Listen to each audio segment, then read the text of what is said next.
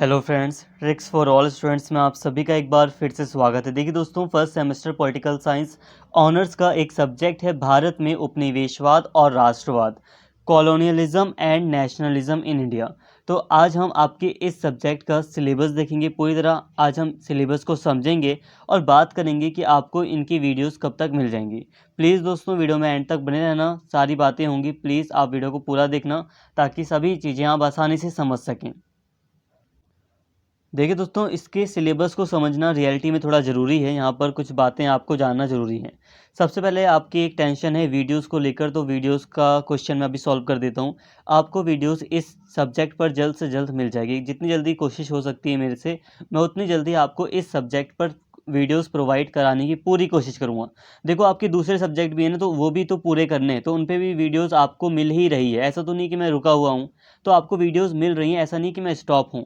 But फिर भी आपको इस सब्जेक्ट पर जल्द से जल्द मेरी तरफ से वीडियोस मिल जाएंगी। बट हाँ, इतना कंफर्म है कि जो आपका एग्ज़ाम है उससे तो पहले आपको डेफिनेटली मैं लिख कर दे रहा हूँ कि आपको वीडियोस मिल जाएंगी। पूरी कोशिश कर दूँगा, लगा दूँगा मैं, मतलब पूरी तरह से मैं पूरा ट्राई करूँगा कि आपको सारी वीडियोस इस सब्जेक्ट की मिल जाएं। तो वीडियोस के लिए आप मेरे चैनल पर निश्चिंत रहे, आपको वीडियोस मिल जाएंगी। बट हाँ, जितनी वीडियोस अवेलेबल हैं अभी, आप उन सभी को देखते रहिए ताकि जब आपको ये वाली वीडियोस मिलें तो आप इन पर फिर सारा फोकस लगा सकें। चलिए अब वापस से आते हैं हमारे अपने सिलेबस पर। सिलेबस को समझते हैं, तो इसमें हमें नॉर्मली 5 यूनिट्स पर हमें यहाँ पर बात करनी है। 5 यूनिट में हमें बहुत सारे चैप्टर्स को, बहुत सारे टॉपिक्स को कवर करना है। अब जो पहली यूनिट है इसे समझिए।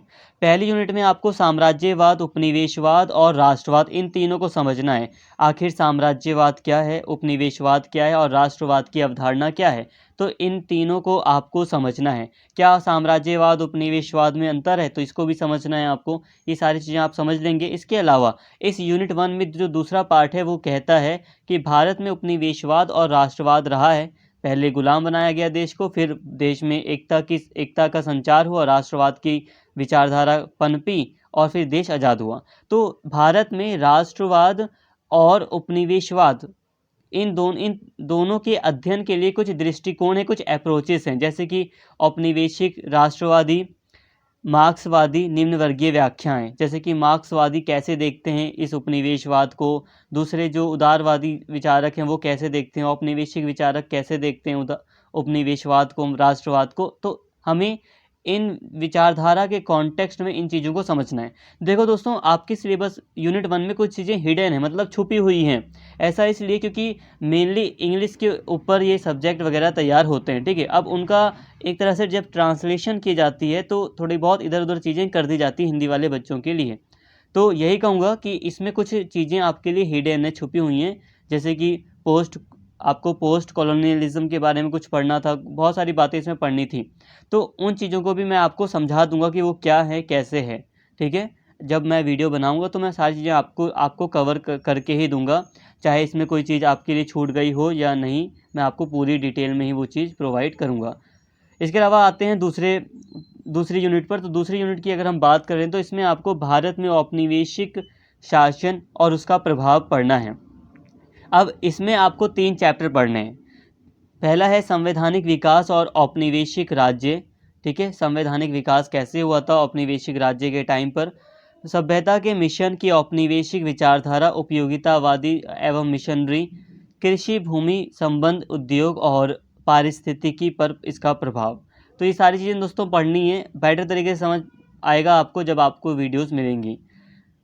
इसके अलावा आपको यूनिट 3 में 3 चैप्टर पढ़ने हैं। 1857 का विद्रोह पढ़ना है। भारत में प्रमुख सामाजिक और धार्मिक सुधार आंदोलन, जैसे कि राजा राम मोहन वगैरह के द्वारा सुधार आंदोलन शुरू किए गए थे, तो उनको पढ़ना है। शिक्षा और नए मध्यम वर्ग का उदय भारत में हुआ था औपनिवेशिक टाइम पर। औपनिवेशिक टाइम पर ही तो हम देखते हैं ना कि नए मध्यम वर्ग का उदय हुआ था। पहले टीचर कहाँ होते थे, पहले तो नॉर्मली गुरु होते थे जो पढ़ाते थे, ठीक है। अब एक टीचरों का वर्ग आ गया, डॉक्टरों का वर्ग आ गया, दूसरे मध्यम वर्ग के जो लोग होते हैं उनका वर्ग उभर कर आया सामने। तो इस तरह एक मध्य वर्ग का उदय हुआ औपनिवेशिक टाइम पर। तो ये सारी चीज़ें हमें पढ़नी हैं। नया मध्य वर्ग क्या है भारतीय कॉन्टेक्स्ट में, तो ये भी मैं बता दूंगा क्या है।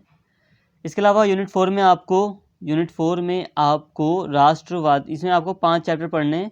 जिसमें आपको राष्ट्रवादी राजनीति और इसके सामाजिक आधार का विस्तार, तो इसके कॉन्टेक्स्ट में हमें ये सारे चैप्टर कवर करने हैं। अब इसमें क्या क्या शामिल है इसे देख लेते हैं। तो राष्ट्रवादी आंदोलन के चरण, उदारवादी, संविधानवाद, स्वदेशी होगा एवं उग्रवाद, मुस्लिम लीग की स्थापना। देखिए यहाँ पर हमें राष्ट्रवादी आंदोलन के चरण को देखना है कि किस तरह से उदारवादी के हाथ में था। पहले उदारवादी विचारक थे जो राष्ट्रवादी आंदोलन को चला रहे थे, फिर उग्रवादी भी आ जाते हैं इसमें, ठीक है, फिर मुस्लिम लीग की भी स्थापना होती है। तो ये सारी चीज़ें हमें इसमें पढ़नी है। इसके अलावा गांधी और जन आंदोलन, अब गांधी जी ने ये जन आंदोलन छेड़े थे ना, चलाए थे, सविनय अवज्ञा, असहयोग, भारत छोड़ो आंदोलन, तो इनको हमें पढ़ना है। इसके अलावा क्रांतिकारी, समाजवादी और कम्युनिस्ट पार्टी, इनको हमें, कम्युनिस्ट पार्टी नहीं, कम्युनिस्ट लोग वगैरह जो भी भारत में ये विचार हैं, इनको हमें पढ़ना है। भारतीय राजनीति में सांप्रदायिकता, भारतीय राजनीति में सांप्रदायिकता पर ऑलरेडी एक वीडियो बनी हुई है, तो मैं आपको जब प्लेलिस्ट बनाऊंगा तो वो वीडियो प्रोवाइड करा दूंगा, काफ़ी डिटेल में है वो वीडियो, अगर आप चाहें तो अभी भी देख सकते हैं उसको। तो भारतीय राजनीति में सांप्रदायिकता, तो इसमें काफ़ी डिटेल में वीडियो में पढ़ाया मैंने, वो लिंक भी मैं आपको दे दूंगा। इसके अलावा द्विराष्ट्र सिद्धांत और विभाजन पर समझौता वार्ता। अब देखो दोस्तों जब विभाजन हो रहा था ना, तो बहुत ज़्यादा समझौता के ऊपर वार्ताएं हो रही थी, जैसे कि एक तरफ गांधी जी वगैरह बैठ रहे थे, नेहरू जी, वल्लभ भाई पटेल वगैरह थे, दूसरी तरफ जो मुस्लिम लीग के मेन सदस्य थे, जैसे कि मोहम्मद अली जिन्ना हो गए, दूसरे लियाकत अली वगैरह हो गए, तो वो लोग थे। तो दोनों ही आपस में समझौता करने के लिए काफ़ी वार्ता हो रही थी, ठीक है। जो मिशन भेजा गया था, जो कौन सा मिशन था, नाम याद नहीं आ रहा, आई थिंक कैबिनेट मिशन, ऐसे कुछ करके मिशन था, मुझे याद नहीं आ रहा, दिमाग से स्किप हो गया। तो जो मिशन वगैरह आया था, तो उसने समझौता कराने के लिए कई सारी वार्ताएं रखी थी, मतलब बात वगैरह करने के लिए कई सारी मीटिंग बुलाई जाती थी, तब जाके भारत का विभाजन हुआ, बहुत लंबे वार्ताओं के बाद। अब इसके अलावा हमें 5वीं यूनिट में हमें जनजातियाँ और किसान पढ़ने। देखो भारत में जनजातियाँ बहुत है, अगर हम मतलब अगर हम जो स्थानीय लेवल पर अगर हम देखें, जैसे कि अगर हम उत्तर पूर्वी भारत को देखें, तो वहाँ जनजातियाँ ही हैं, ट्राइब्स ही हैं। पहाड़ी इलाके जो हैं वहाँ जनजातियाँ मिल जाती हैं। इसके अलावा झारखंड, छत्तीसगढ़, ऐसे इलाकों में भी हमें जनजातियाँ कई सारी देखने को मिलती हैं। तो जनजातियों और किसान को हमें यहाँ पर पढ़ना है। इसके अलावा श्रमिक और महिला आंदोलन को इसमें पढ़ना है, और जाति विरोधी आंदोलन, तो इसको भी हमें पढ़ना है। देखो दोस्तों यहाँ पे हमें हल्का हल्का एक अंदाज़ा मिल गया कि हमें क्या क्या पढ़ना है। अब यहाँ पर एक कन्फ्यूज़न देख लो क्या है, कि आपका जो एसओएल की रीडिंग है उसमें आप देखोगे, आप पाओगे कि उसमें यहाँ पर आपको चैप्टर 1 लिखा हुआ मिलेगा, और चैप्टर 1 यहाँ पे लिखा हुआ मिलेगा, फिर यहाँ पे चैप्टर 3, चैप्टर 4 ऐसे करके। तो यहाँ समझिए वो रीडिंग में थोड़ा ट्रांसलेशन में जानबूझ के वो गलती कर ही देते हैं, अब जानबूझ के तो नहीं करते, बट फिर भी हो ही जाती है। तो यहाँ पर आपको यूनिट 2 में 2 पार्ट के अंतर्गत 2 चैप्टर यहाँ पर आ जाते हैं, तो यहाँ पे 2 चैप्टर हो गए। और इसी तरह अगर हम सभी चैप्टर्स को ऐड कर लें ना, तो आपको टोटल 16 चैप्टर पढ़ने हैं इस सब्जेक्ट में। तो काफ़ी चैप्टर हैं, तो प्लीज़ वीडियो में मतलब चैनल पर बने रहना, आपको जल्द से जल्द वीडियो प्रोवाइड की जाएगी। प्लीज़ एक बार कमेंट करके भी मोटिवेट करें, ताकि जल्द से जल्द वीडियो बनाई जाए।